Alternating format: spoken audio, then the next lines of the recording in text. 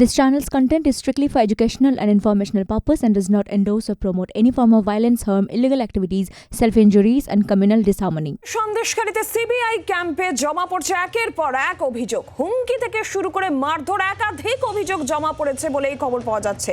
আর আইনি সাহায্য করতে সেখানে গিয়েছেন বিজেপি নেত্রী আইনজীবী প্রিয়াঙ্কা টিব্রুবাল। সন্দেশখালীতে তদন্তের স্বার্থে ক্যাম্প অফিস করেছে সিবিআই, আর সেই ক্যাম্পেই একাধিক অভিযোগ, একের পর এক অভিযোগ জমা পড়ছে, যেখানে হুমকির অভিযোগ যেরকম রয়েছে, মারধর করা হয়েছে এই অভিযোগও রয়েছে।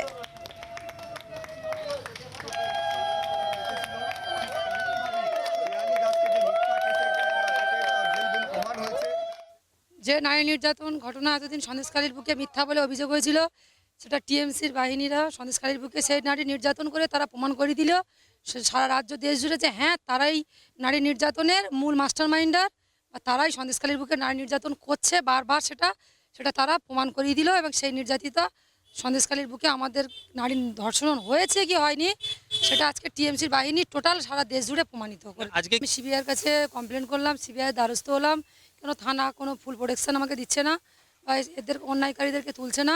তার জন্য আমি সিবিআইয়ের কাছে কমপ্লেন জানালাম, যাতে যারা অন্যায়কারী তারা জন্য কঠিনতম শাস্তির দাবি করলাম। স্বামীকে তুলে নিয়ে গেছে। কে তুলে নিয়ে গেছে? পুলিশে। পুলিশের বিরুদ্ধে কি অভিযোগ?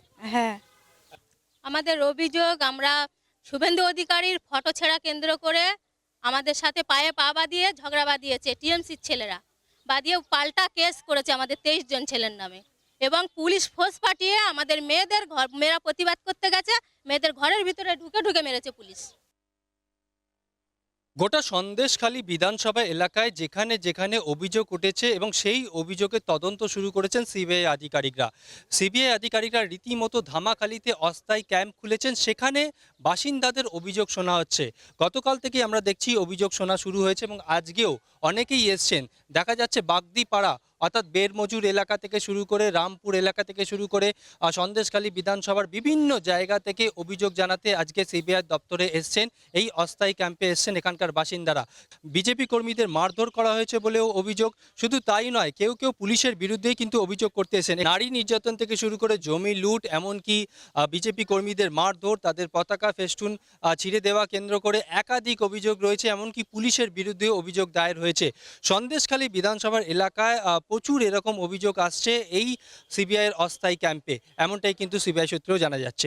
জি 24 ঘন্টার জন্য ক্যামেরায় প্রশান্তর সঙ্গে রনয়, সন্দেশখালী। সিবিআইয়ের অস্থায়ী ক্যাম্পে একাধিক অভিযোগ জমা পড়ছে, আর আইনি সাহায্য করতে সেখানে পৌঁছে যান বিজেপি নেত্রী আইনজীবী প্রিয়াঙ্কা টিব্রুবাল। তিনি কি বলেছেন শুনুন।